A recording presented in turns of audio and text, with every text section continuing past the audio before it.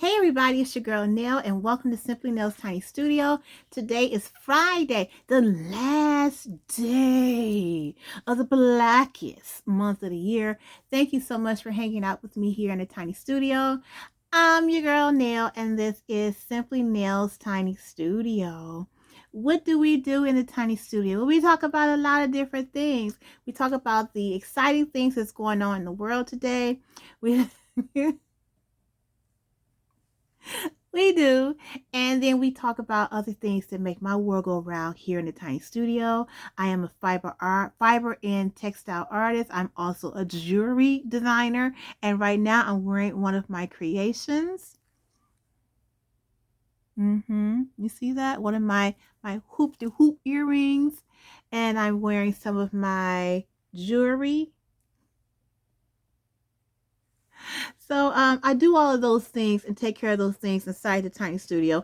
And occasionally there are moments and times in the world where there are occasions where there's some intersectionality happening, where I'm not just talking about crafting and my business. I'm also talking about other things that touch my life and that, like I said, has that intersectionality thing going on with me here in the Tiny Studio. So I'm bound to talk about those things. Whatever rocks my boat, I bring it to the Tiny Studio and talk about it.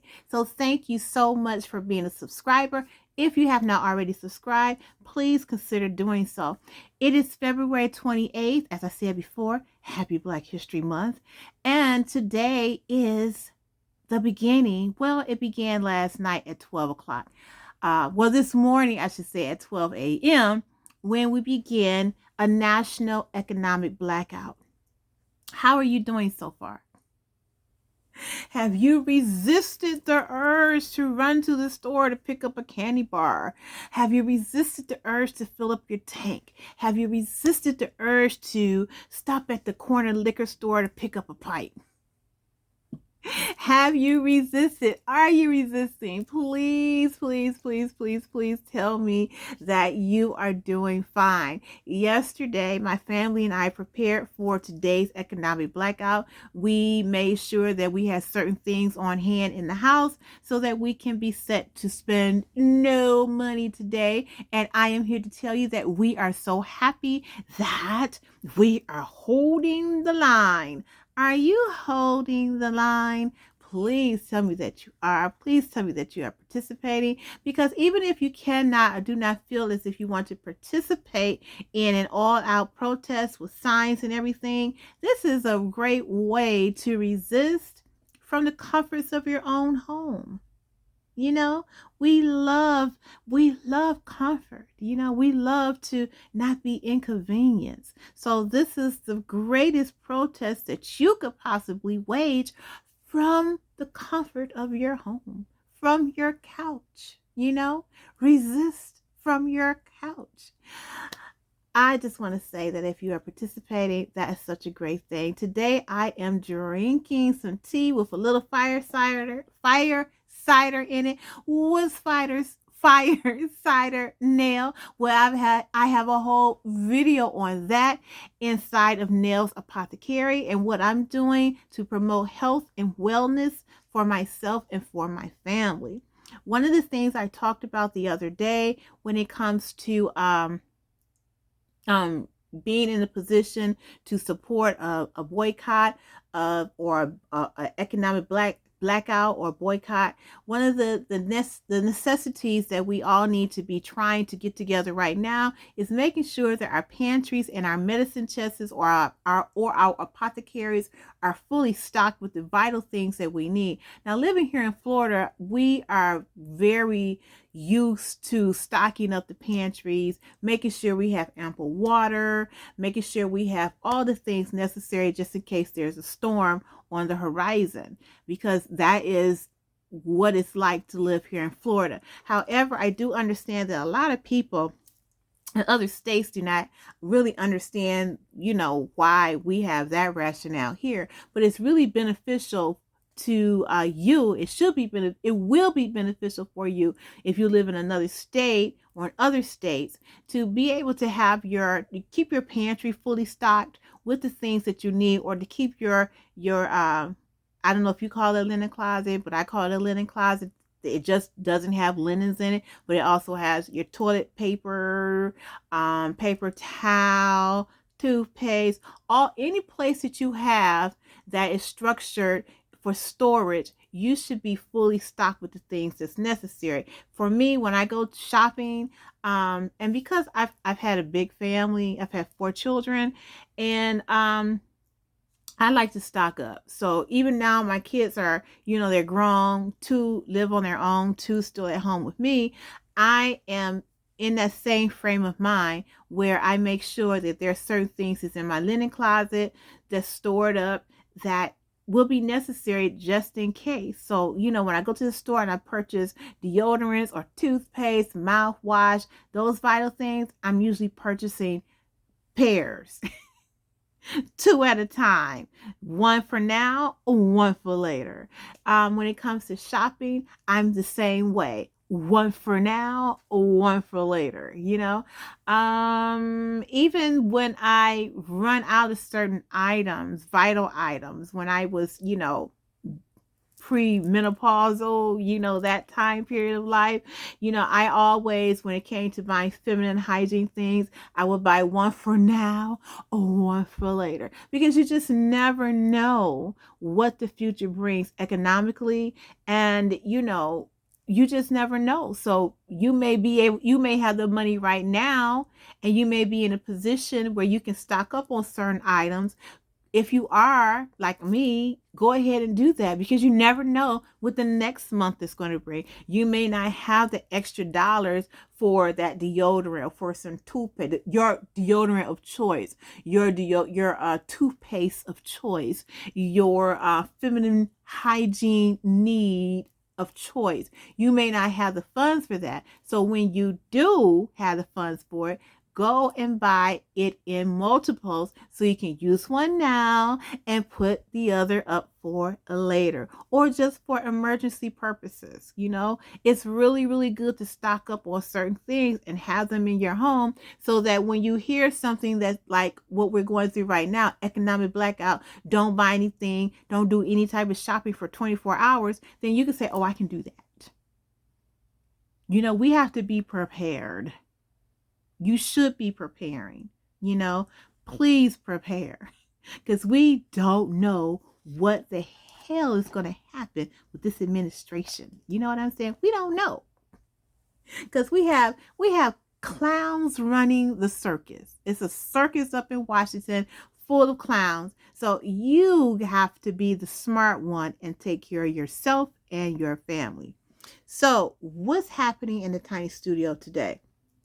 Well, I and I see my yarn bowl over there on the couch, but I have to get it, and I'm gonna see if I can reach it, but I'm not gonna be able to reach it. I know that it's too far. It's too far over there. I'm not going to get up to get it either, because I have obstacles right here that's going to prevent me from reaching over there to get it. Maybe I'll ask the tiny studio assistant to get it, but she is in her bedroom, which I call her apartment. I tell my grown children now, they have their rooms set up as tiny apartments, which I really, really love, and which I promote, because I want them to get prepared to move out on their own, and to know what is, to know what it's like to care for their own personal spaces, So each of their rooms, they have set it up as tiny apartments, and they have, little refrigerators, and they have their own TV with Roku's on it, they have their own, closets with their, they're doing their own thing. So right now the tiny studio assistant is in her tiny apartment, and she is, well, her apartment is not tiny. Her bedroom is, larger than my bedroom and my son's bedroom. Her bedroom is larger than the master bedroom. So, or what we call the primary suite. So, baby girl, anyhow, she's over in her wing of the house, and she is, practicing. She's learning to play the guitar. Isn't that wonderful? And it sounds good. I had the tiny studio door open for a little bit, and I could actually hear her. Now, she was practicing on Tuesday, and she's had a guitar for a while, but she's really started practicing, really focusing on it. She started focusing on it on Tuesday.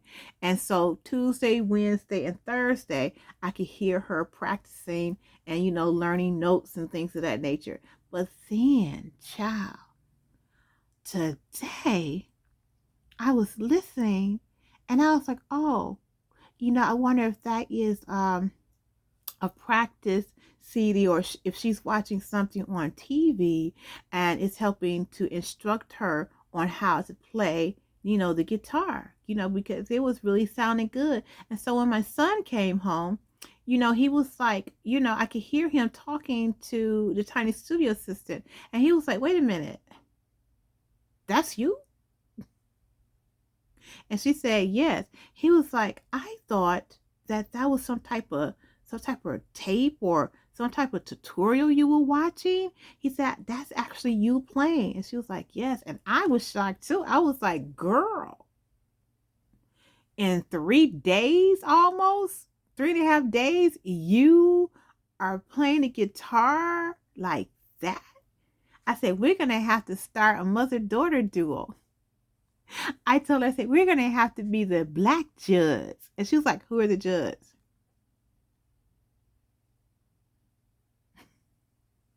But that's okay, because I'm going to hip her to who the Judds are or were. I think the Judd's mother, Naomi Judd, she passed away a few years ago. But the Judds, that was my group there. I love me the Judd. I love me Naomi. And what was her daughter's name? I keep thinking Juanita, but it's not Juanita. Wynonna. That's it. Naomi and Wynonna Judd. They are country legends. Do I listen to country music, or did I listen to country music? Yes. Yes. I mean, y'all don't want me to get into the spill about country music, do you? Y'all be thinking Black people don't listen to country music anymore. We was listening to country music. And I know I'm going to hear the trolls in a minute. Black country music is a spin-off of the blues and rock and roll and gospel. Okay. Now, yeah, and that comes from Black people, from African Americans. Now, yes, white people came along with their folk music and other things and, ingested it into what has become country music. But the roots of country music is Black. And yes, Black people still listen to country music, and we have country music artists as well. That's one thing. If you have satellite TV, or if you have cable TV or whatever type of TV system you may have, internet service you may have, go on to the music area, the music sites, or the music programming, and for the last 28 days, the country music station plays has a Black History Month feature going on, and every day between maybe 6 and 7, or 7 and 8, it's really, I think it's 6 and 7 because I watch it, between 6 and 7 o'clock, or I think it's between 6 and 7 o'clock, they play Black country artists. So you get to see a whole wealth of Black people singing country music, child, and they be jamming.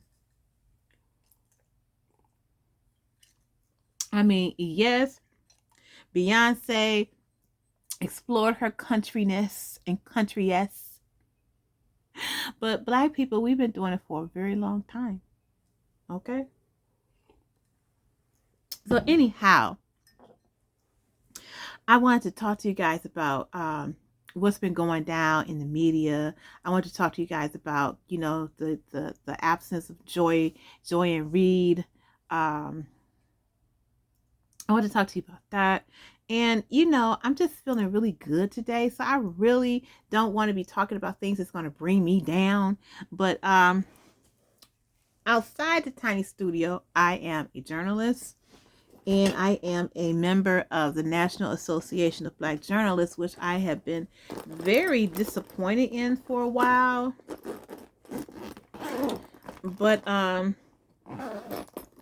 disappointed for various reasons. But I've been a member of the National Association of Black Journalists for maybe almost 40 years on and off.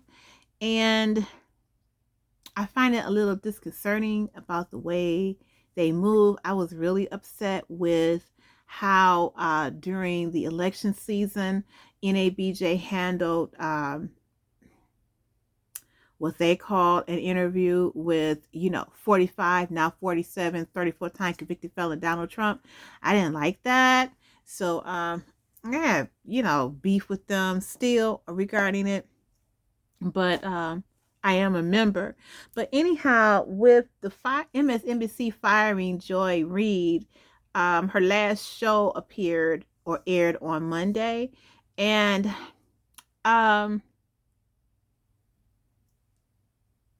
while I am very upset about the dismissal of Joy Reid, along with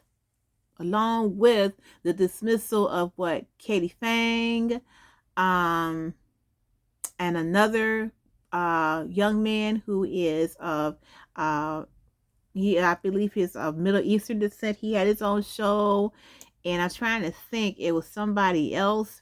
It was just like MSNBC is doing like this purge of their diversity, equity, and inclusion programs, and you can see it. You can actually see it. And people want to say, well, Joy Reid's show, wasn't really good in the ratings. Yeah, it wasn't, it wasn't the best. It certainly wasn't the worst.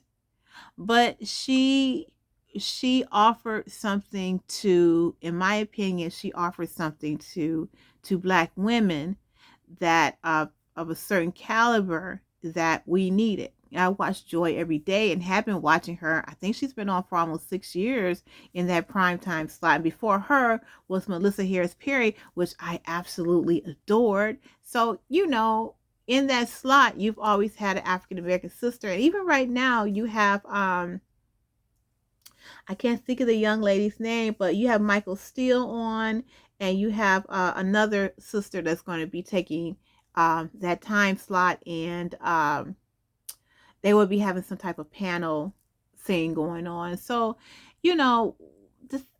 the thing that really I feel that we need to really start talking about is the fact that we need to start generating to Black-owned media. And being that I am an entrepreneur and I've been the CEO of my own company, Black media company called Kumbu Kani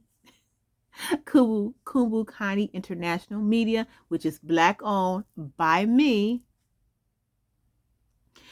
Being that I have my own media system set up, it's company set up, it's just that we need to support it. Simply Nails Tiny Studio is part of the Kumbukani International Media conglomerate. We are really about Black-owned media and creating and producing Black content. So when you come to Simply Nails Tiny Studio, this is a Black-owned channel. Okay, everything that is around me, I own it. The cameras, the lighting, all of that is me. I'm the one to come up with the idea for shows or content. I'm the one that produces the shows and content. I'm the one who does it all with the help of the tiny studio assistant and my husband. I also have a podcast that I've been running for 5 years over on Spotify, and called The Spiritual Musings of a Brown Girl. I've been running that podcast for 4 years. No, that's not true. For 5 years. So we've been on a slight hiatus, but we're coming back. Okay? We're coming back. And so, it's really important to support Black-owned media.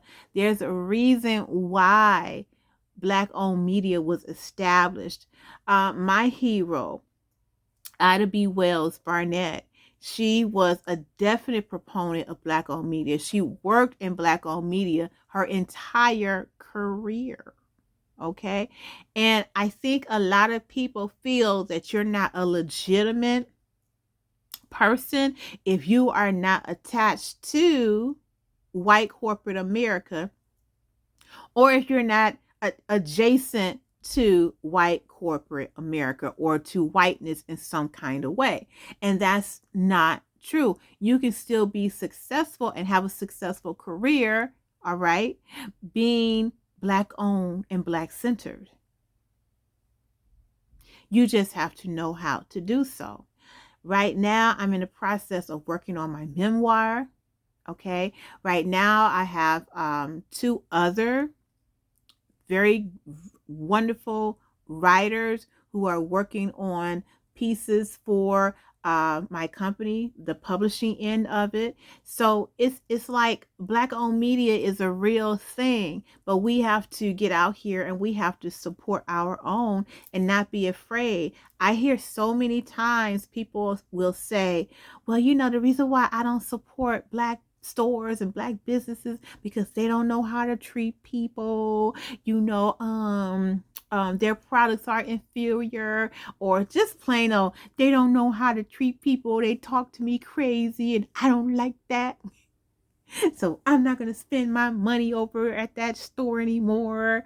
Listen, most Black businesses and most Black entrepreneurs do not have the money to spend on quality and customer care and control like Chrysler Corporation had when I worked there. When I worked at Chrysler Corporation in the administrative end of Chrysler, we had trainings and we had all kinds of meetings and classes and Chrysler Corp University, where we would learn how to talk to a customer, how to treat a customer, how to negotiate with a client, how to have good conflict resolutions. We had all of those things because Chrysler was paying for that. But when you are your own business owner, okay, you are wearing multiple hats at one time. And one of the hats that sometimes slips off your head is customer service. So you have to, as a customer, you have to understand that and work with the company or the business that you are, engaging in commerce with. You can't just throw away the baby and the bathwater. All right. Or because if you do, then the business that you're supporting will never learn. And how are they going to learn if we are not present to be livable and viable teachers? Right? Yep. Today, of course, I'm drinking out of my Mrs. Cup, and I am drinking some delicious dandelion tea with a little bit of fire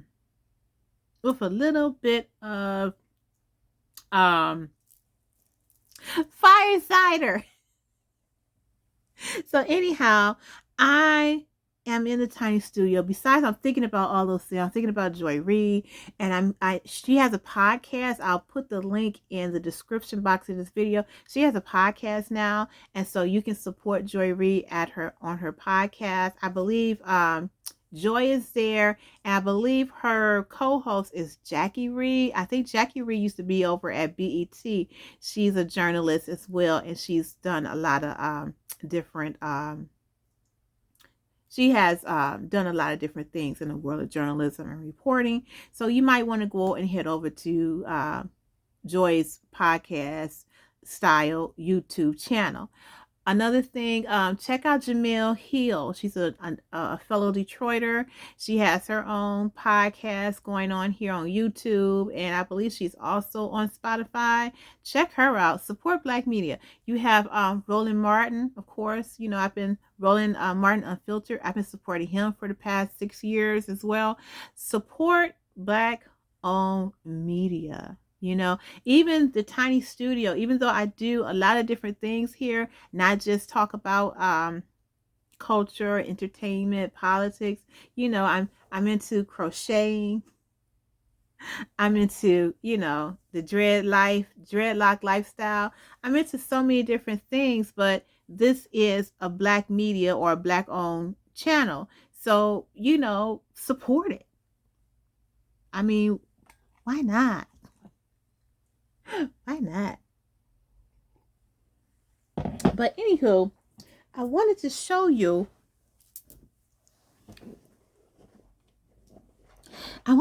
my granny blanket that I'm putting together, granny square blanket that I'm putting together before we leave. And I have been slowly attaching the squares, and I'm calling this granny square blanket, I'm calling it a patchwork. It's in the style of patchwork. I'm calling it a patchwork granny square blanket. But these are the squares. I've connected them, and this is what it looks like on the opposite side. I'm gonna have to sew in all of those ends. But I'm going to head out to the great room today, and I'm going to finish making. But I have making some granny squares. But this will be my first time really making something other than a granny blanket or Afghan or lapghan.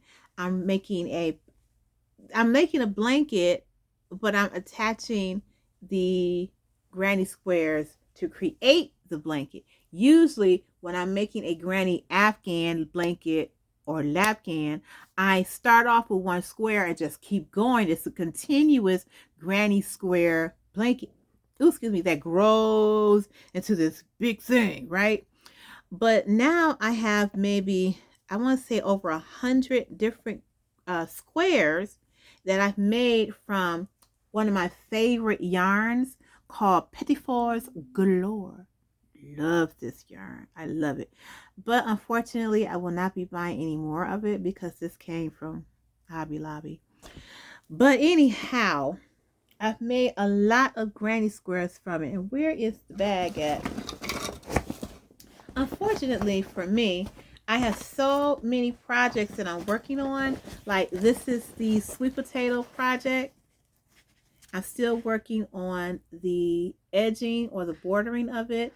So this was sitting in the great room for a while because I was working on a little bit at night.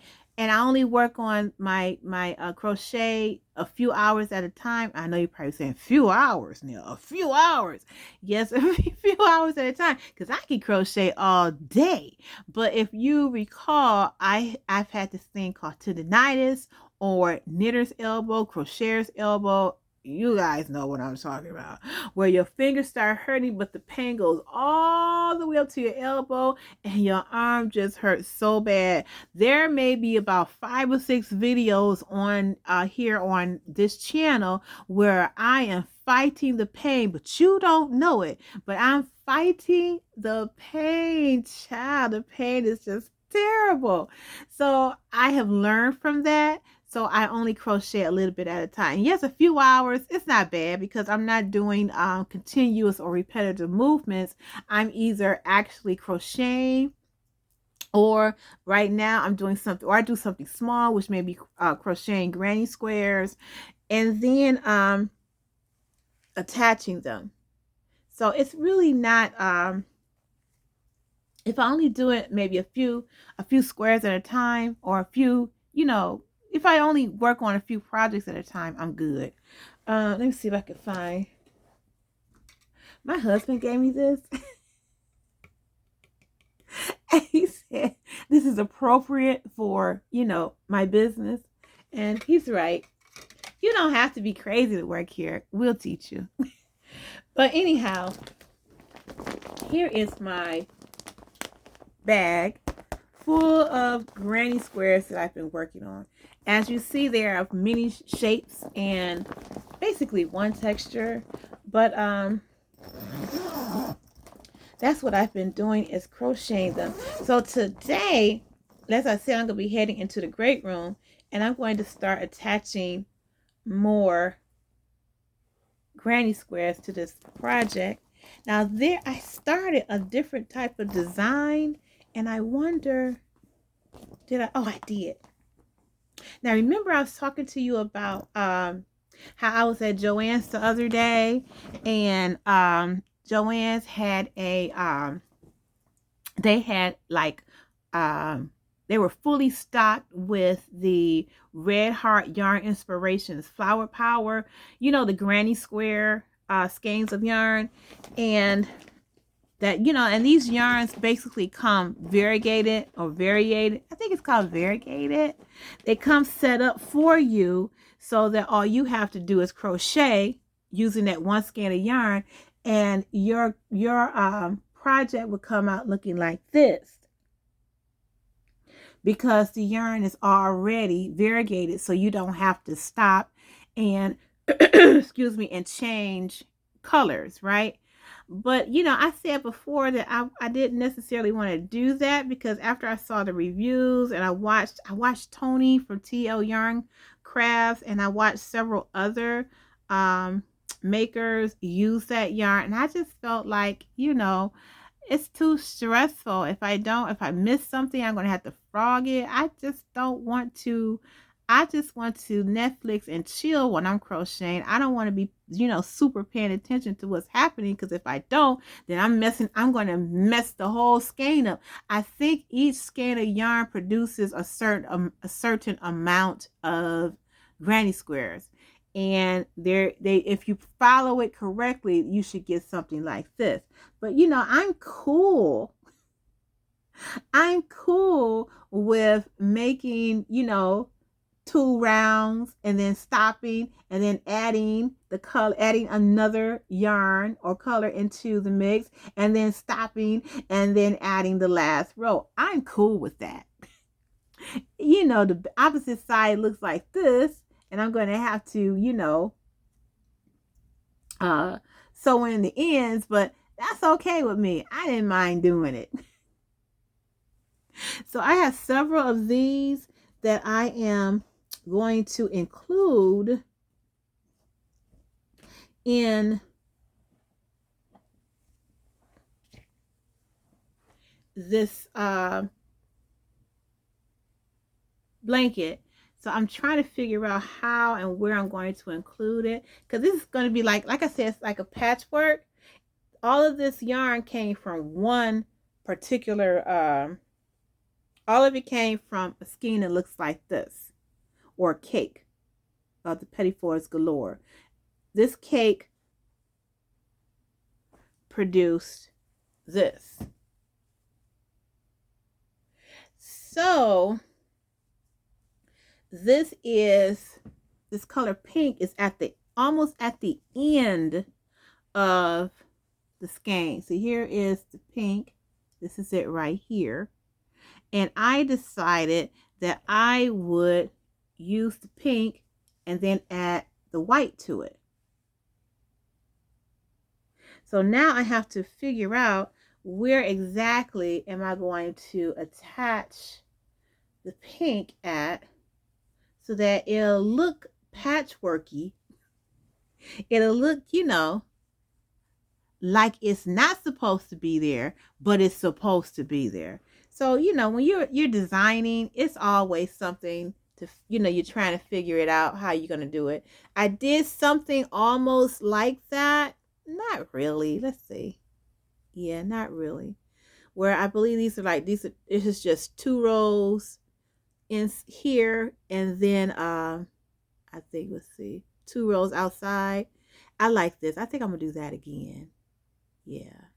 But, you know, in order to make this happen, you have to, I have to basically, you know, butcher up the cake. Because, let's see, this is that. So as you see inside the cake, here's the pink. And then here is the gray. So I have to hit this, I have to butcher up the cake to get this, so I can make 2 rows from the pink and then 2 additional rows from the gray. But I'll figure it out eventually. But right now, This is my plan. So I'm going to sit in front of the television, finish watching some episodes of African Young and Famous on Netflix. And it's so many shows on Netflix that I need to catch up on. So I need to catch up on African Young and Famous, and then Dubai Bling, or is it Bling Dubai? I think it's Dubai Bling. And who knows? Tonight, my daughter wants to watch Harriet the Spy. Tiny Studio sister, she wants to watch Harriet the Spy, so we'll watch Harriet the Spy. I'll do some Netflix and chill. It's Friday, and work on some crochet, child. Crochet is where it's at. And I have so many crochet. I have so many granny squares that that should keep me occupied for a while. So thank you so much for watching. This episode of Simply Nails Tiny Studio. Thank you so much. And you can survive this blackout, this economic blackout. You can survive it. Find something to do. Netflix and chill. Hulu and chill. Oh, hey, how about Simply Nail and chill? How about that? I have plenty of videos here on the channel that you can watch. And, as I said before, I'm we are really disappointed at what, NBC News and what, cable networks in general, how they're rolling, as far as, rolling as far as not being as diverse as they could possibly be. But when you're working for a corporation that is that's completely under the control of white supremacy, then you have to also be prepared to be subjugated in some type of way to their whims, right? So what Joy is doing right now, she's on YouTube. She has her own podcast over here on YouTube. I will provide the link. Support that sister and support other Black journalists who are out here creating their own content and their own own podcasts here on YouTube and on Spotify and on Apple TV or Apple. I think Apple. I want to say what's the other name of that? Because my podcast also appears on Apple as well. But support Joy, support all of the Black journalists who are out here doing their thing. Support them, give them when I say support them, not only watch, but also become a patron of their channels, because, electricity costs, equipment costs. If you like the content and you're just happy to have a variety of people to watch, support them, cash app them. Do all the things. That's how we let people know that we love them, we love what they do, and we want them to continue to share their gifts with the world. That's how you do it. Okay? You don't just get mad. You quietly resist. All right? You fuel that energy into something positive. And the way that you feel that energy of disappointment, the energy of anger, the energy of resistance, is by supporting Joy Reid in her endeavors. Support Don Lemon. He's here on YouTube as well. Support him. Support Keith Boykin. Support all of the YouTubers who are journalists who are out here doing their thing. They are passively and they are aggressively resisting. So please do that. And also support Simply Nails Tiny Studio. You can see me or meet me over in the Tiny Studio Lounge. It's a members only lounge. And today is the last day to become a member of the lounge at a very special price. This is the last day of Black History Month. I've been running a special all month long. So come over and join us in the members only lounge and of the Tiny Studio. And that's how you further support Black owned media, right? Right. All right. I am out of here. I've been on a little longer than I thought I would, than I wanted to be. But thank you so much for supporting the Tiny Studio. Please do not forget to comment. Please do not forget to hit that thumbs up button, because that helps the YouTube algorithm. And not only that, if you have not already subscribed, please subscribe to the channel. All right. Thank you so much. I'm your girl Nell, and I'll see you next time here in the Tiny Studio. Bye bye.